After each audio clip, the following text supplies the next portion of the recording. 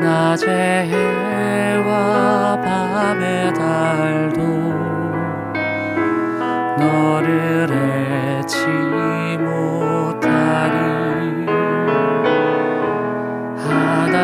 하나님은 너를 지키시는 자, 너의 환난을 면케하시니 그가 너를 지키시리라. 너의 출입을 지키시리라. 눈을 들어 산을 보아라. 너의 도움 어디서 오나. 천지 지으신 너를 만드신 여호와께로다.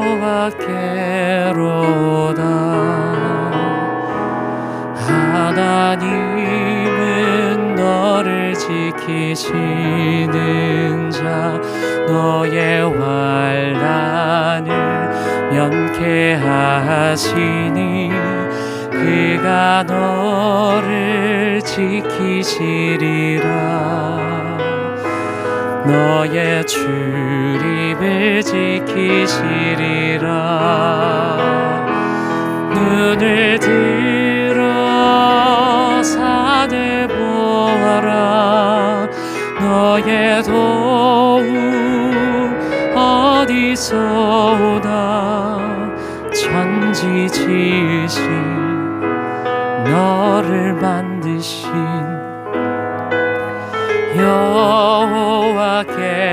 여호와께로다. 눈을 들어 산을 보아라. 너의 도움 어디서 오나. 천지 지으신 너를 만드신 여호와께로다. 천지 지으신 너를 만드신 여호와께로다.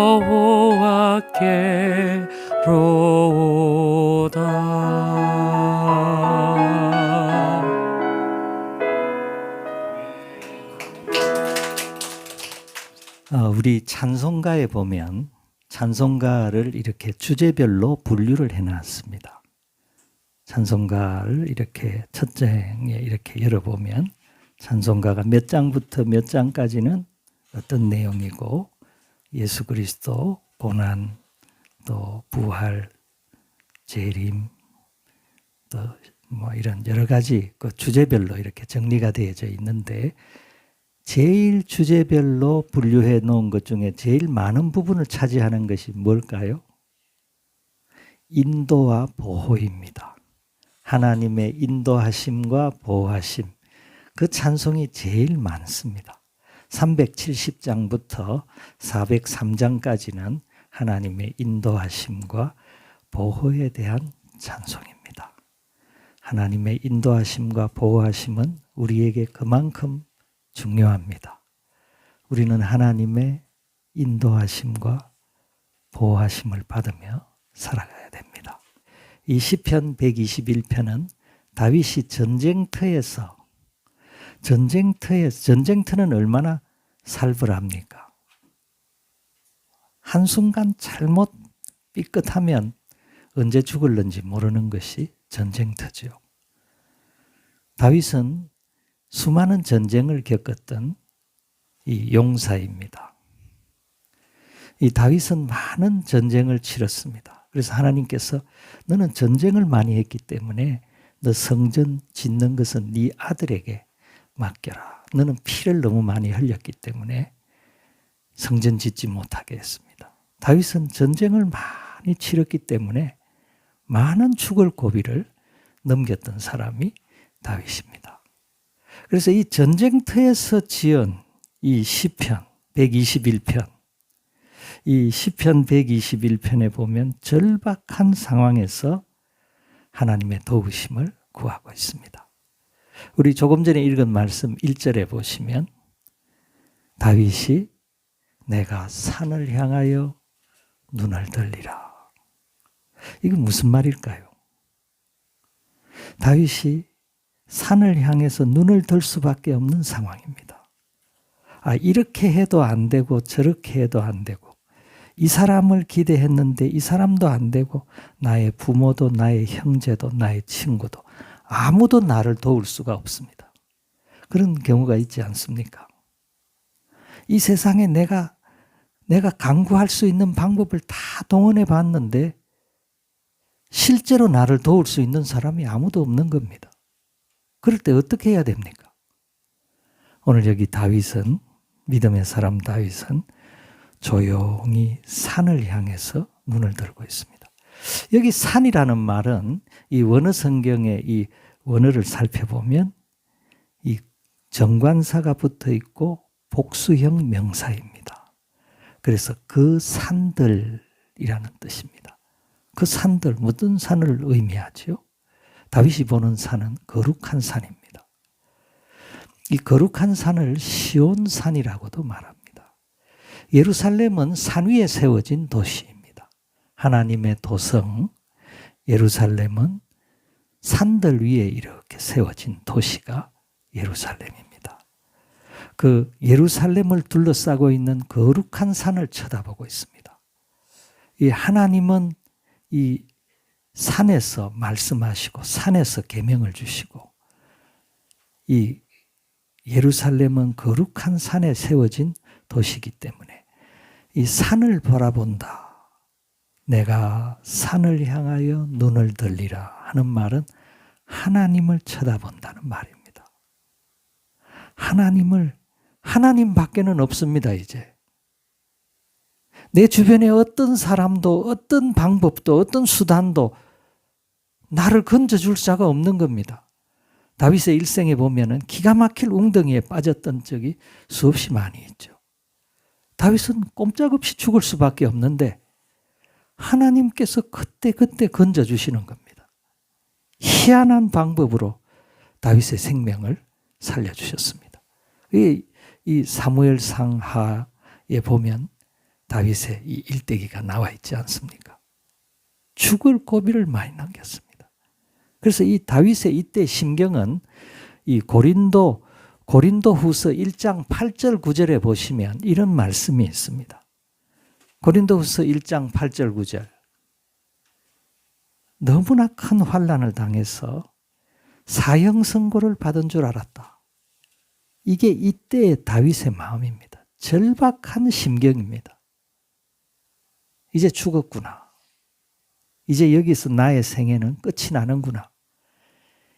이런 상황 속에서 절박하게 바라보는 이 다윗의 믿음을 가진 다윗이 산을 향해서 눈을 들고 있습니다. 우리는 어떤 경우도 절망해서는 안 됩니다. 우리는 거룩한 산에 계시는 우리 하나님이 계시고 전능하신 하나님께서 우리를 지켜보고 계시고 하나님이 계시기 때문에 우리는 희망을 가지고 눈을 들 수가 있습니다. 다윗이 눈을 들어 산을 바라보면서 이렇게 말하고 있습니다. 나의 도움이 어디서 올까? 내가 살아날 수가 있을까? 내가 이 경우를 벗어날 수가 있을까? 내가 이 위기를 극복할 수가 있을까? 다윗은 여기서 무너지면 죽는 겁니다. 전쟁터에서는요, 한 발만 헛디디면 죽음으로 끝나버리는 그런 아슬아슬한 살얼음을 걷는 것 같은 그런 분위기 속에서 다윗이 하나님을 향해서 눈을 들고 있습니다. 나의 도움이 어디서 올까? 나를 도와줄 자가 있을까? 내가 이런 상황에서 내가 도움을 받을 수 있을까? 이 도움이라는 단어가요, 여기 오늘 시편 121편의 1절에 보면 나의 도움이라는 단어가 전쟁터에서 절박한 상황에 몰린 군대에게 군사와 물자를 보내가지고 도와준다는 그런 뜻입니다. 여기 이 돕는다는 이 단어가.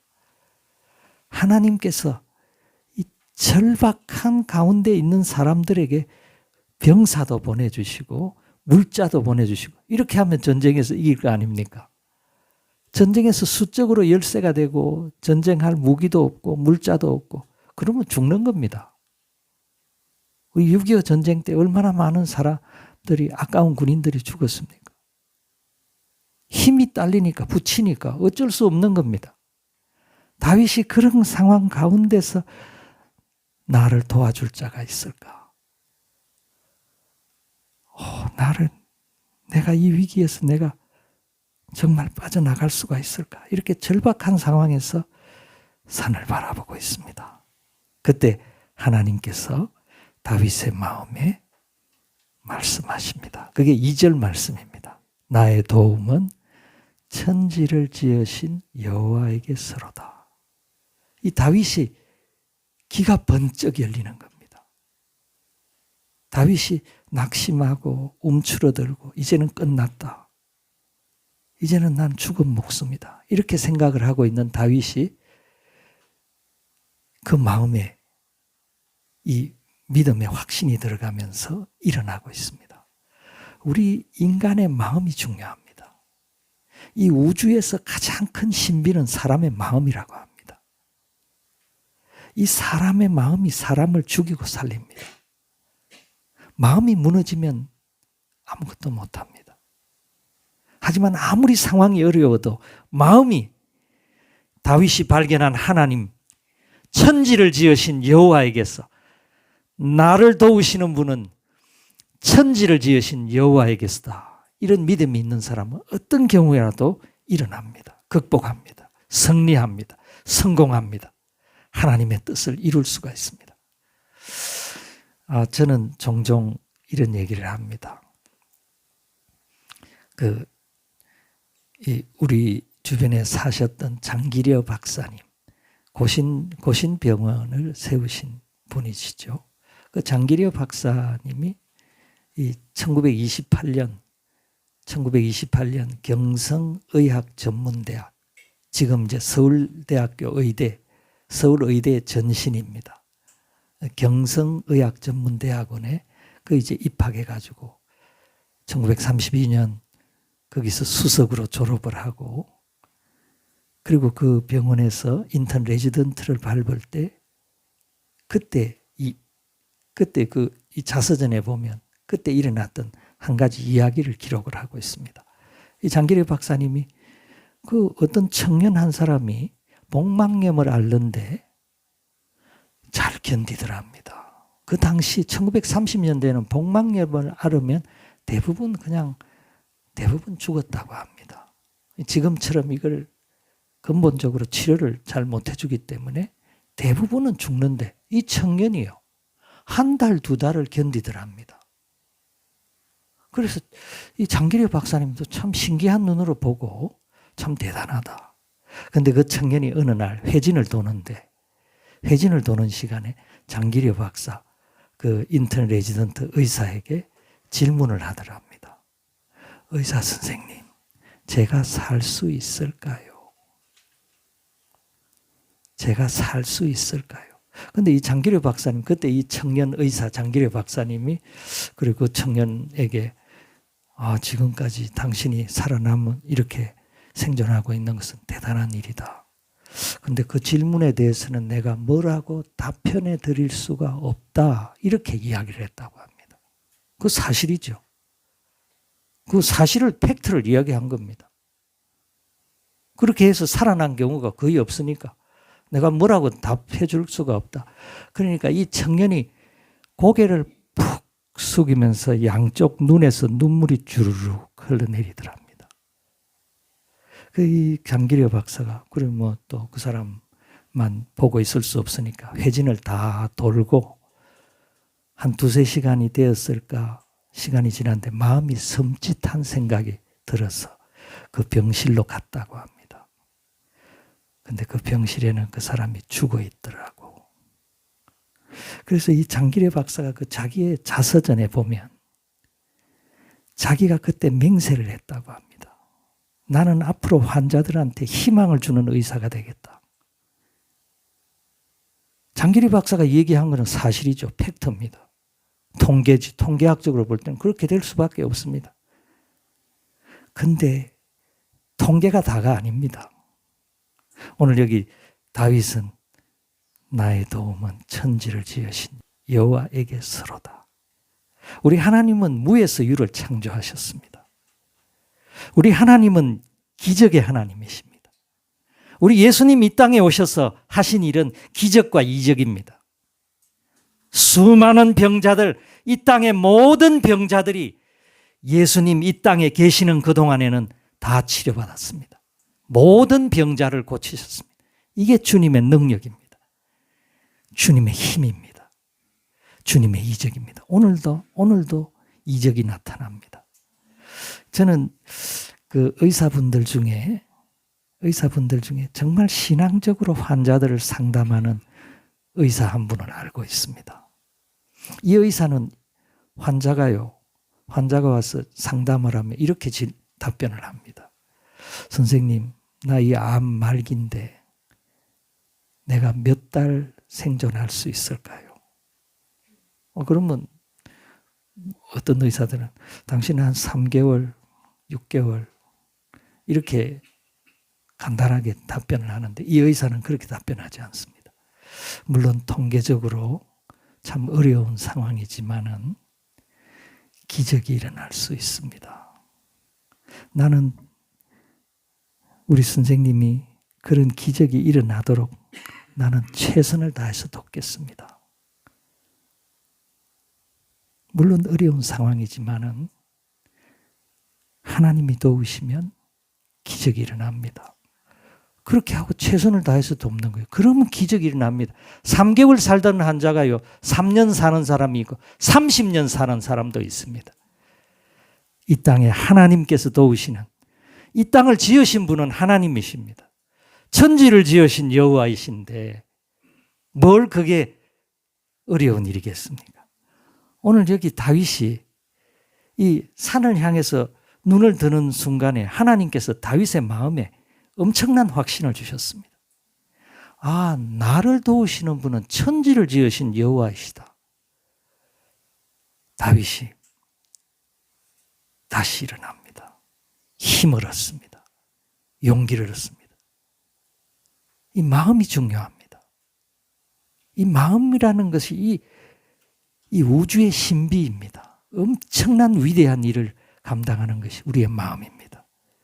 그래서 오늘 1절부터 2절은 이 다윗이 1인칭으로 주어가 다윗입니다. 내가 산을 향하여 눈을 들리라. 다윗이 자기 자신이 1인칭 주어지요. 그런데 여기 3절부터 8절까지는 주어가 누굽니까? 주어가 여호와입니다. 다윗은 2인칭으로 이 여호와 하나님의 말씀을 듣는 이제 그런 인칭이 이렇게 변화되고 있죠. 3절부터 8절까지에서는 다윗이 하나님, 여호와 하나님께서 다윗에게 확신을 주고 있습니다. 3절부터 8절까지에 보면 지킨다 하는 말이 6번 나옵니다. 6번. 하나님이 너를 지킨다.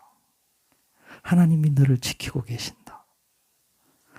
낮에 해도 너를 해치지 못한다. 밤에 달도 너를 손을 못 댄다. 하나님이 너를 지킨다. 이 말이 3절부터 8절까지 6번이나 기록이 되어져 있습니다.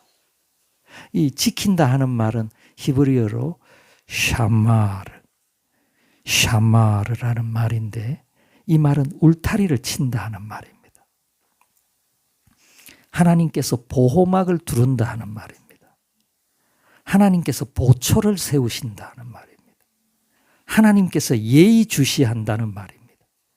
하나님의 불꽃 같은 눈으로 하나님의 백성 너를 지킨다는 말입니다.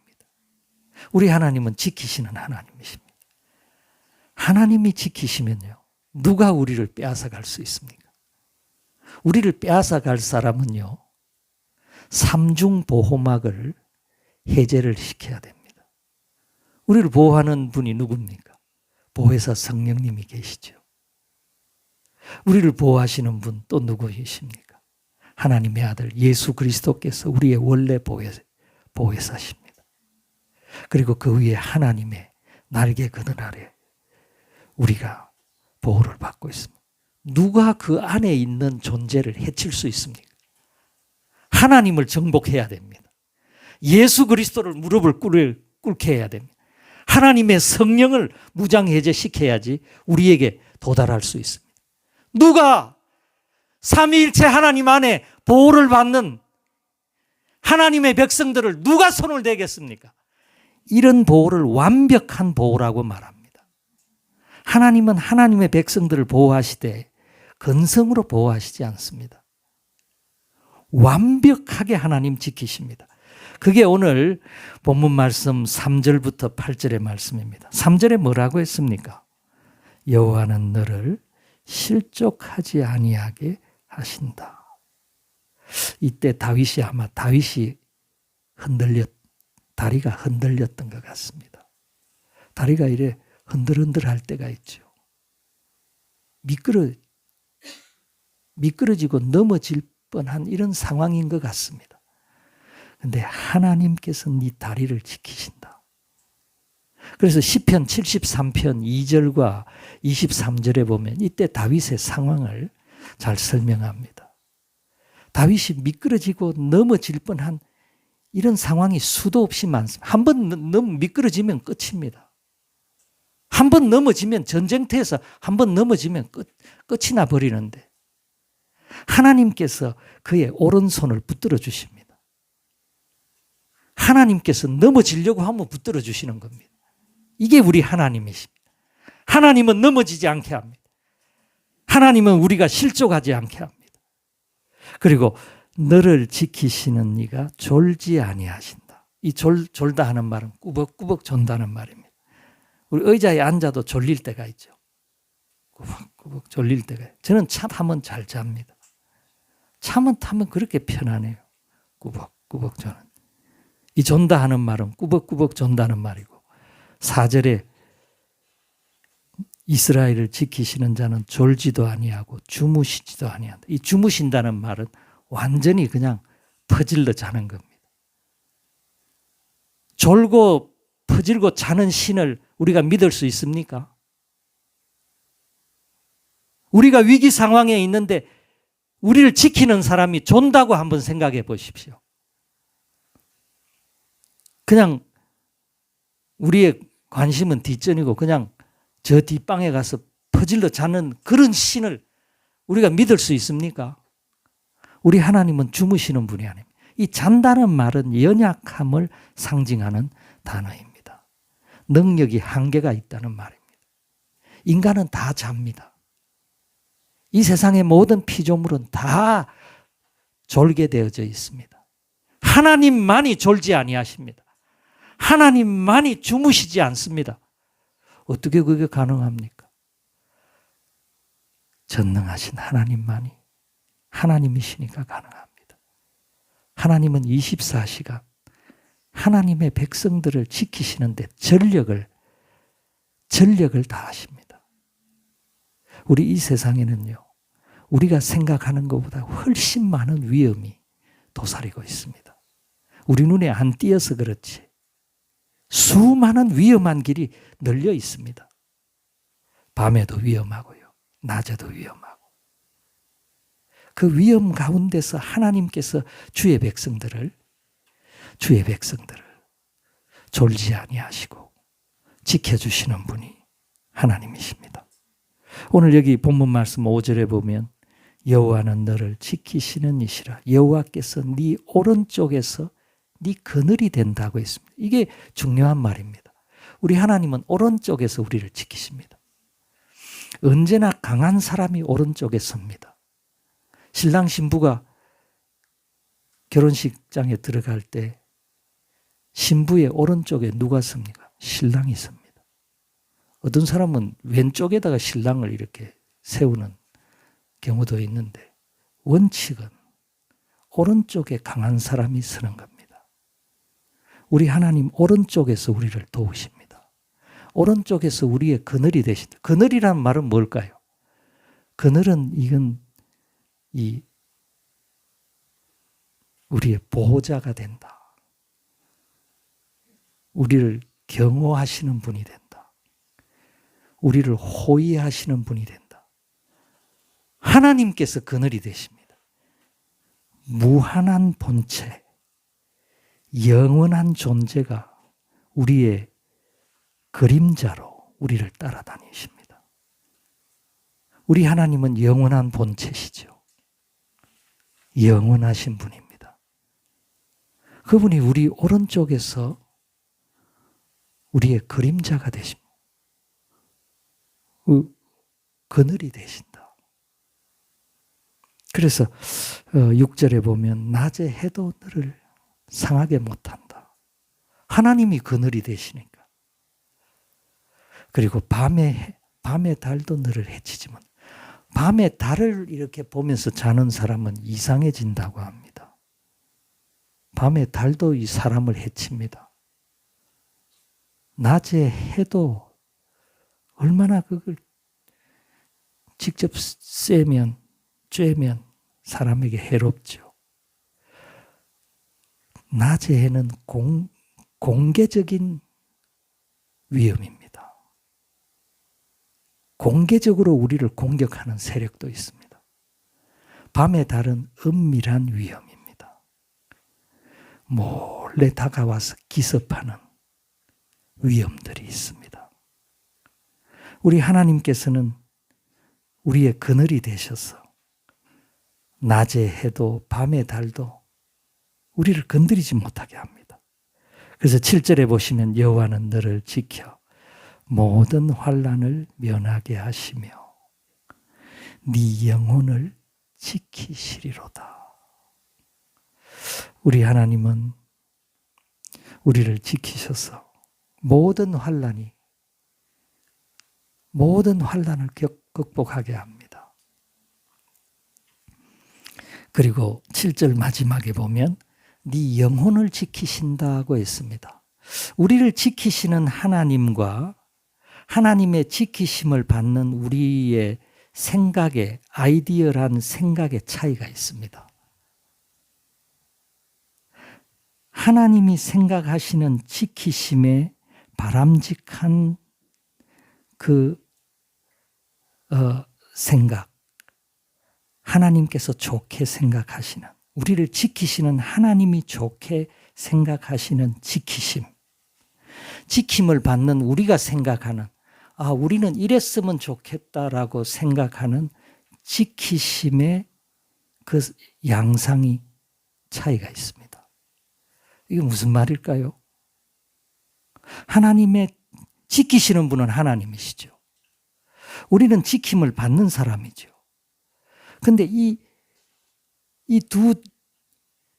하나님의 아이디어란 그 생각하고 우리가 생각하는 아이디어란 생각하고는 조금 차이가 있습니다. 목사님 무슨 차이가 있다고 그러십니까? 하나님은 우리의 영혼에 관심이 있습니다. 하나님은 그 사람을 중시합니다. 하나님은 영원한 것을 우리에게 주시려고 하십니다. 하나님은 본질, 실체에 관심이 있습니다. 반대로 우리 사람들이 생각하는 아이디어란 이 지키심을 하나님 이렇게 지켜주셨으면 좋겠다. 우리 사람들의 생각은 육체적인 것에 관심이 많습니다. 우리 사람들의 생각은 현세적인 것에 관심이 많습니다. 우리 사람들의 생각은